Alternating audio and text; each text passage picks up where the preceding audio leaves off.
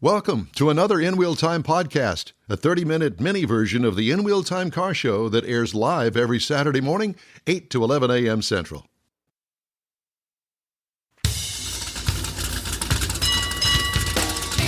It's the In Wheel Time car talk show coming to you today from the 28th Annual Concours d'Elegance at Lakewood Yacht Club in Seabrook, Texas. Had another guest from today's annual event later. We're also going to have, did we do Jeff's Motor Minute? Yeah, we did.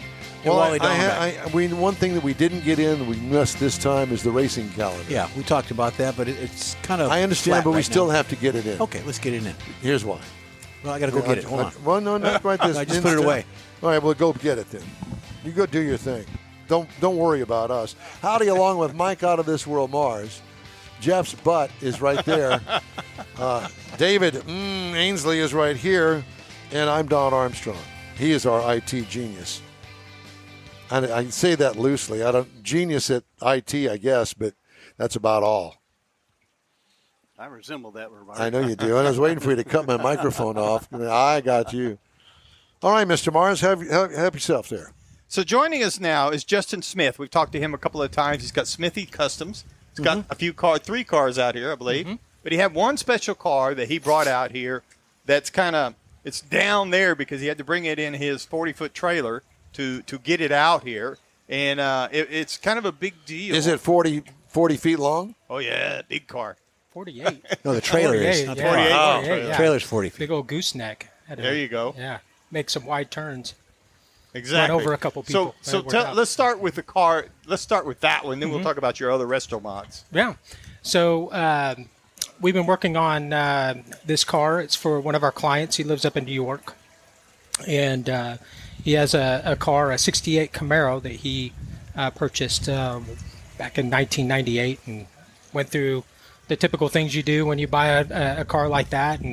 And it was his first car he actually bought with his own money. He wanted to really drive this car, and he ended up moving out of the country for a year or so, and he sold the car to a family member, and then he came back and then ended up buying the car back and registered it with his I guess it was his father-in-law because he got himself married while he was overseas, and just so he could not worry about insurance or whatever. Right. And so he sat for until 16, and he decided to get it restored. And he had. So it was unrestored when he bought it. Yeah, it was unrestored. It was an original car. Yeah. Original engine. Original engine and stuff like that, but it caught fire, and after it does that, it's pretty it's toasty. All stop. Yeah. You know? And so he contacted us, and he has family down in Houston, and he came down and we talked about it, and we built him a one-off custom 68 Camaro we call the Torrent. It's a Torrent Camaro, and it's blue. It's Porsche blue. It's called Voodoo Blue, and we did a whole bunch of modern stuff to it. Modern suspension, modern engine, full custom interior. Kind of sounds like that one in the background. It came out nice. So, unfortunately, he wasn't able to join us today for the reveal. It's his 25th wedding anniversary. That's a little bit more important than a dang car. Couldn't talk her into coming down and do it. Well, it's actually today. The anniversary is today, and we had a joke going around, may the 4th be with you. And so... unfortunately, but he was able to join via FaceTime, and he sent his 3 daughters down from New York, and they came down. They came in last night, and so we revealed it to them, and it was a great showing.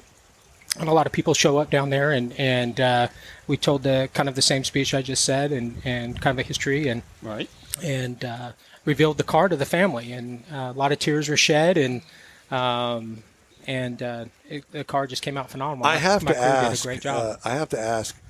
How bad was the fire on the car, and what did it damage? So it got both the front seats.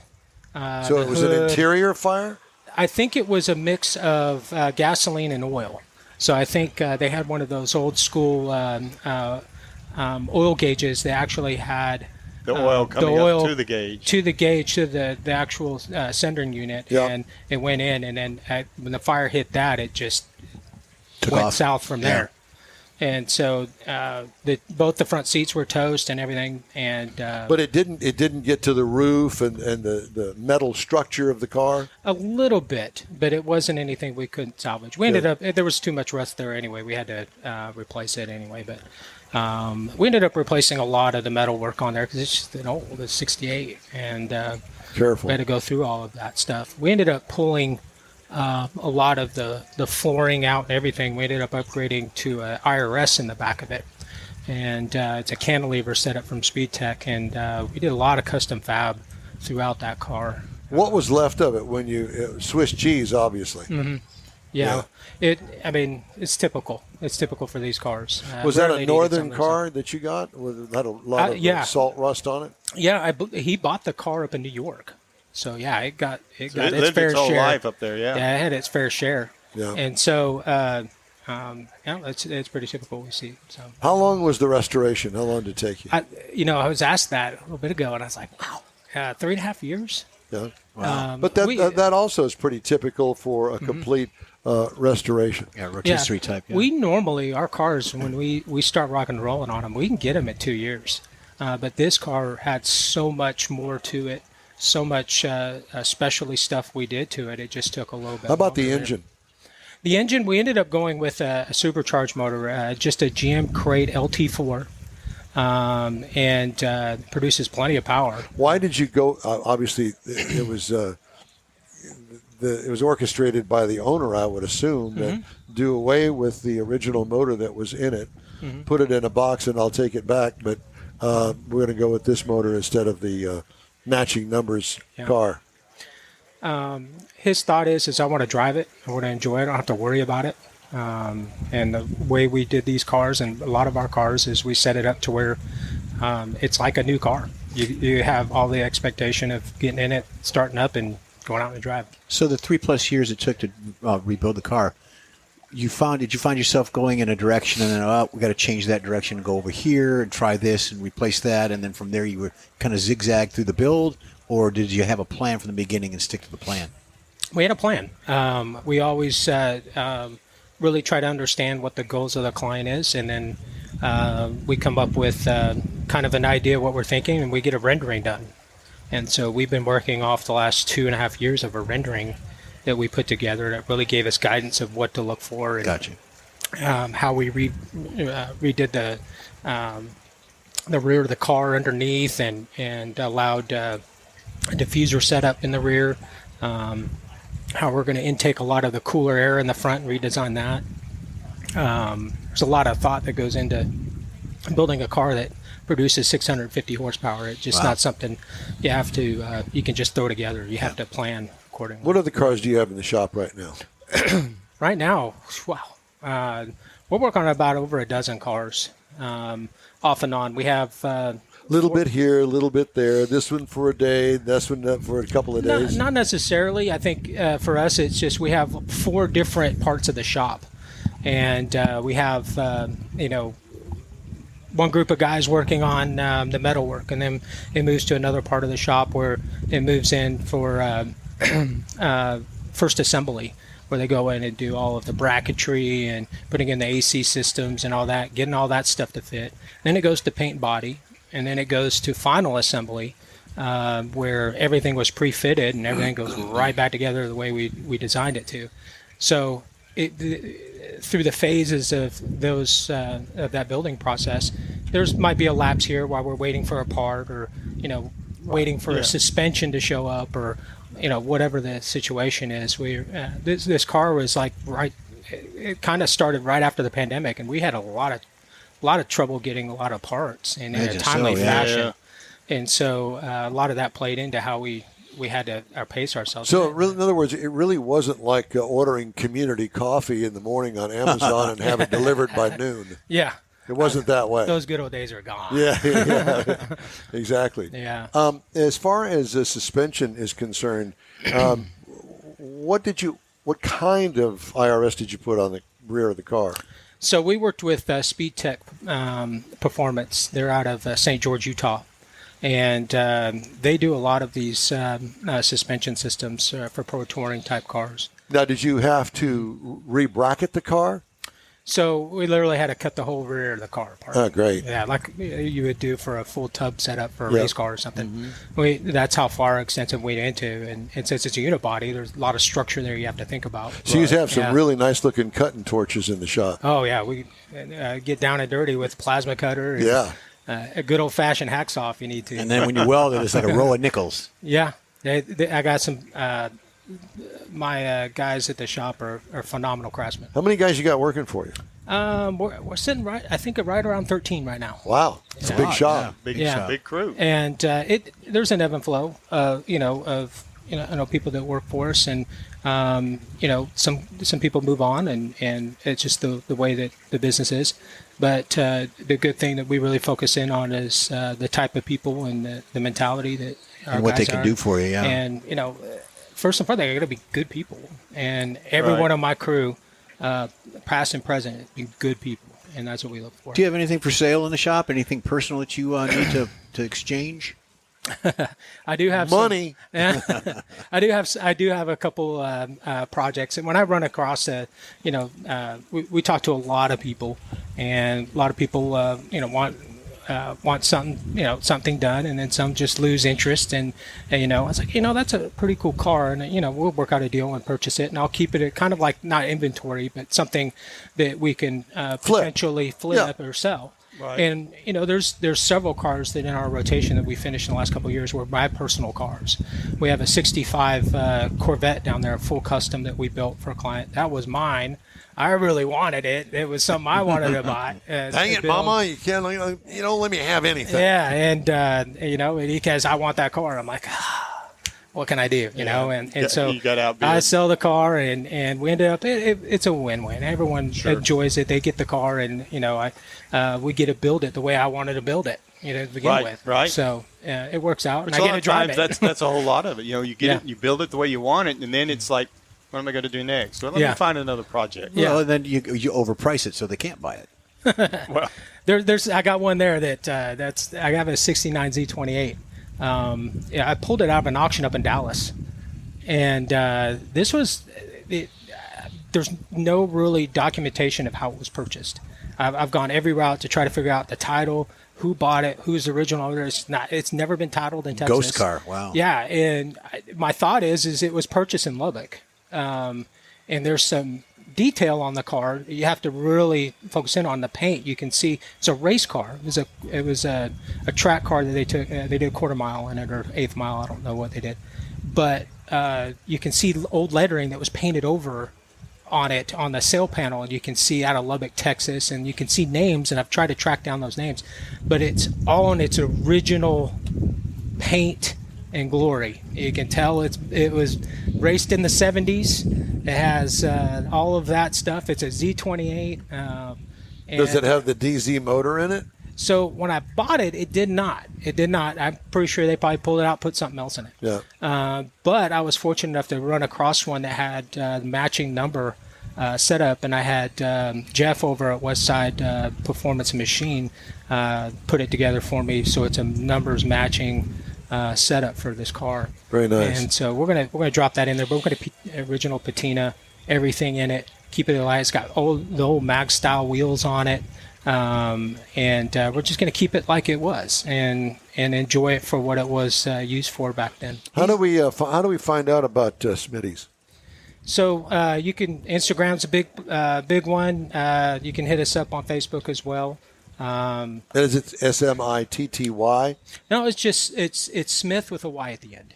Smithy. Yeah. Smith And with a Y. I chose that. Obviously, my last name's Smith. But Smithy is I chose that because it's a name, an old name that was used that defined where a blacksmith or a smith would work. Right. And Craftsman. that's type, where people went to the smithy to get craftsmen and work done, and that's why I stuck with And that. you're our Smithy. Yeah. Thank you.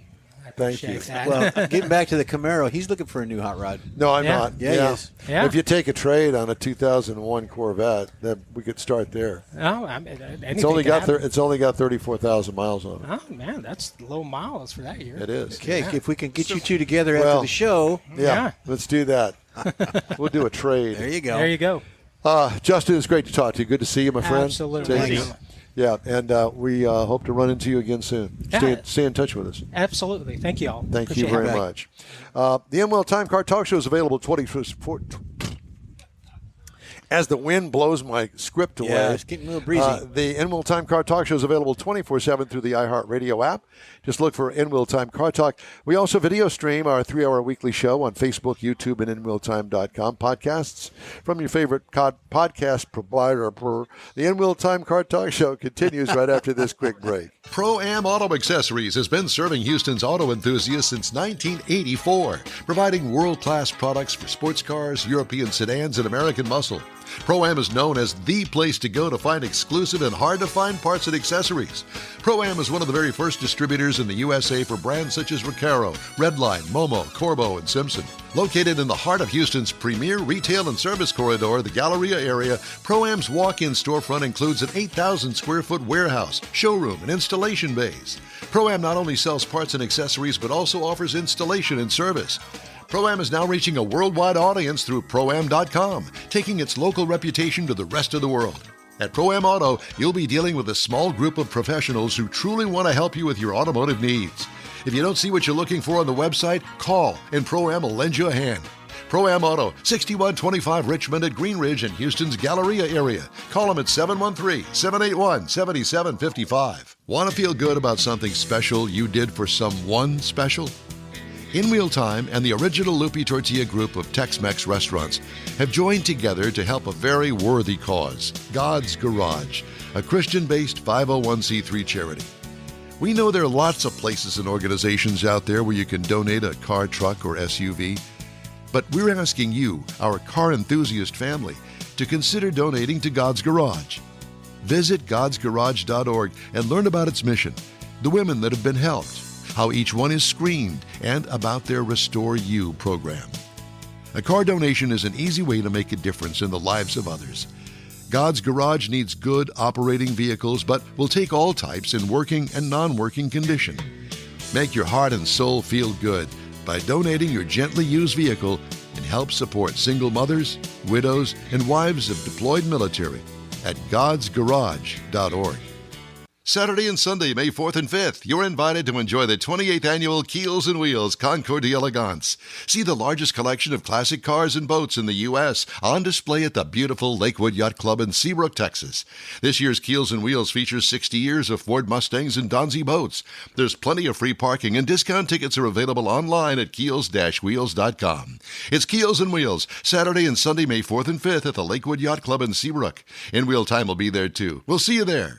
Welcome back to the In-Wheel Time Car Talk Show, coming to you today from Keels and Wheels. And by the way, today's show closes at 5. Tomorrow's show open 9 to 4 at the Lakewood Yacht Club here in Seabrook. Come on down, buy your tickets online, get a $10 discount each, and that's the way to do it. Yep. There's plenty of parking off-site. The actual grass lots are closed because of all the rain that we've had. So they're busing people back and forth. Not a big deal. Park in a nice concrete lot somewhere around here, and they'll bus you in. All right.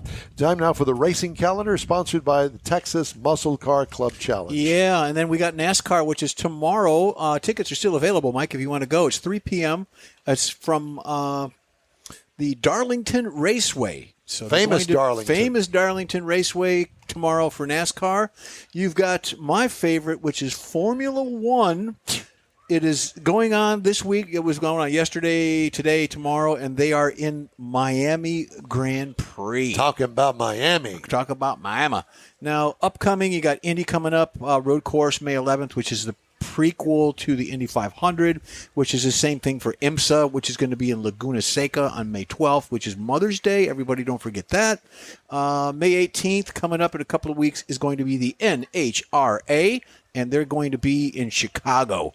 It's going to be a 2-day event, 18th and 19th, and it's going to be the Route 66 National Speedway in Chicago.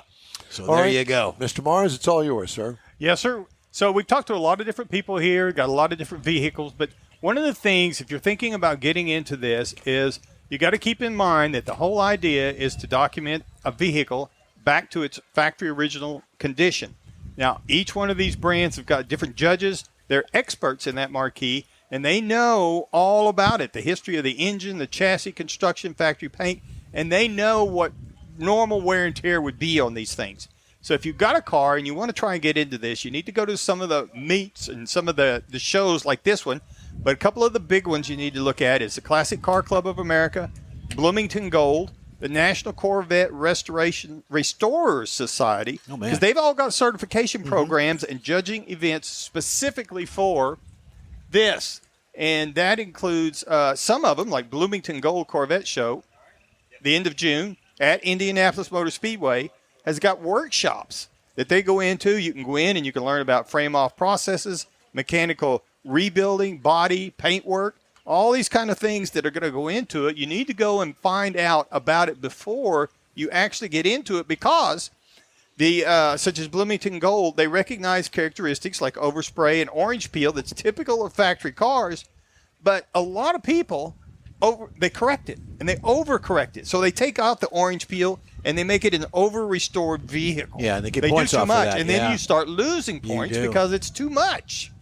So if you want to look into this, before you get too far gone down this road, you need to start looking at the certification groups that are going to do that. And what you want to be involved in. That's Let's right. get to Paul Merriman. He is the co-founder of Keels and Wheels, been here for 28 years and been doing his boat thing a lot longer than that, I would imagine. Paul, it's good to see you, sir. It's good to be here. Thank you very much. Well, thank you. And how are things going? This is a Donzi boat feature in the water out there here at Lakewood Yacht Club this year. And how many Donzis do you have out there? We got 16 Donzis. Oh, wow. 16 Donzis. A very special boat. Do they still build these things? Yes, they do. A different company bought them a few years ago, Yeah. and they're now building the boat. But the ones we have here date all the way back to the beginning, in the late 60s, early 70s, when they were building the Sweet 16, they called it, which was the hot dog boat of that era. Right. What we would look at as today's cigarette or something like that. Exactly, Yeah. yes. Yeah. And of course, the new modern ones, if you've been to the harbor, you can see what the new Donzis look like, which are the big go fast, really sleek looking. Yeah. So are you judging these? Yes, we are. Are you the head judge? I'm one of the judges. One of the judges. Okay. So there's several of you, so you can kind of defer all the hate and ugly words that might be said because they didn't get the top prize or whatever. Exactly. It wasn't my fault. So, That's right. have you always judged, and can you be bought? No, I have not always judged. Being the co-founder of the event, I stayed out of that until I semi-retired here a couple of years ago. Right. Conflict of interest. Yeah, I correct. got you. Yeah. How many boats total are out there to be seen by the visitors today? Right at 50. 50 boats. Yeah. Are any of the boats out there welcoming visitors on board? Yes, we've got a couple of the big boats that are giving tours. Yeah. Oh, nice. I remember visiting one several years ago. It was magnificent. It was a yacht, a total wooden yacht. And I don't remember who owned it. There was a very nice woman that was giving the tours, and I think her husband sitting next to her with the dog on the floor. Come on in, take a look. It was stunning, the detail work on these boats. That would more than likely be the yacht Serenity, and she is back with us this year. Oh, that's great. This is about her 20th year to be in our show. Well, that's a magnificent boat, and if you come down here to Keels and Wheels, be sure and go out there and get on board that boat and take a look. I think that you're going to go, you've got to be kidding. People actually made this? It's truly stunning. Well, it really is. If we're talking about the yacht Serenity, it's a 1941 boat. Yeah.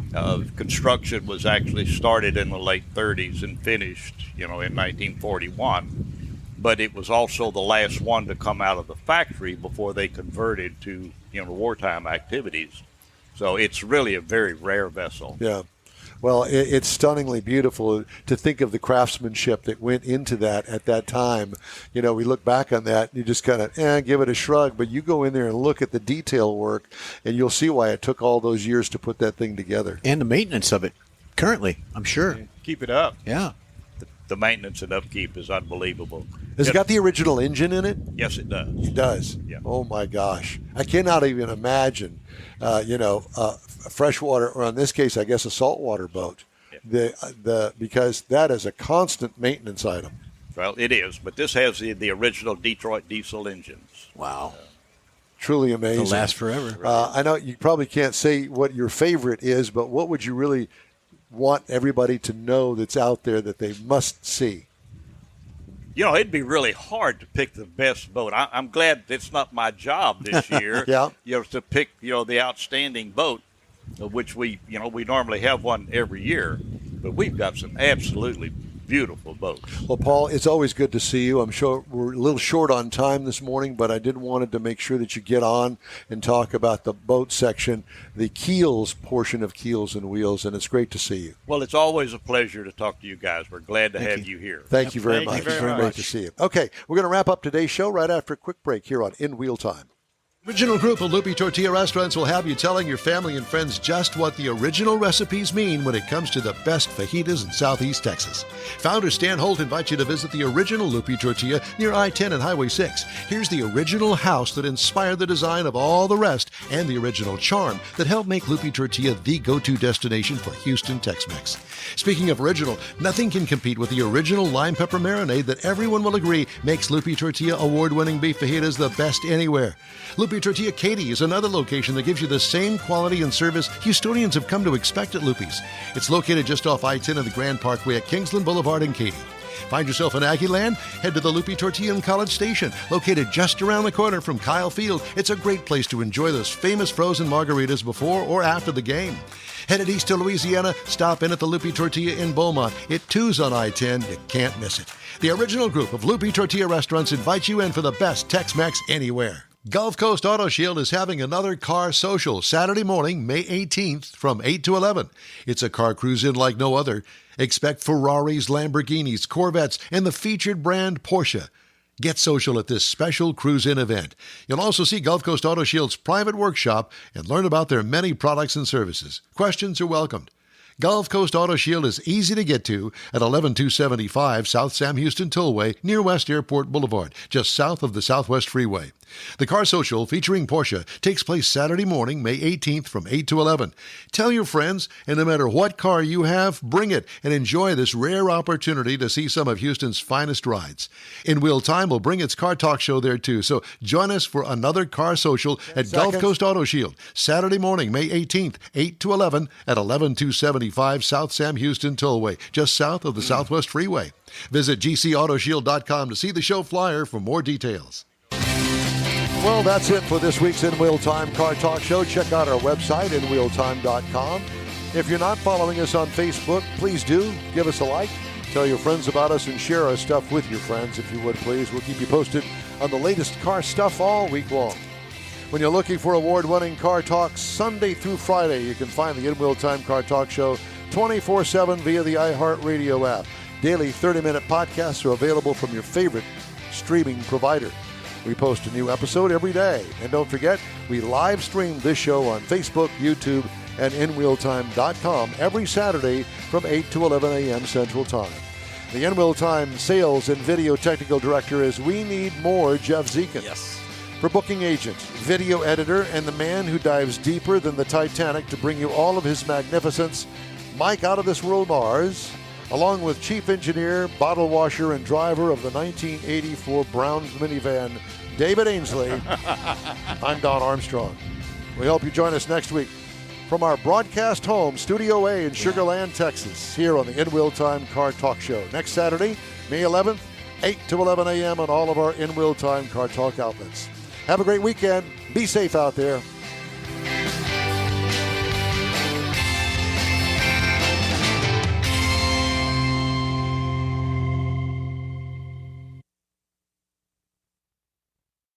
That's it for this podcast episode of the In Wheel Time Car Show. I'm Don Armstrong, inviting you to join us for our live show every Saturday morning, 8 to 11 a.m. Central on Facebook, YouTube, Twitch, and our InWheelTime.com website. Podcasts are available on Apple Podcasts, Spotify, Stitcher, iHeart Podcast, Podcast Addict, TuneIn, Pandora, and Amazon Music. Keep listening, and we'll see you soon.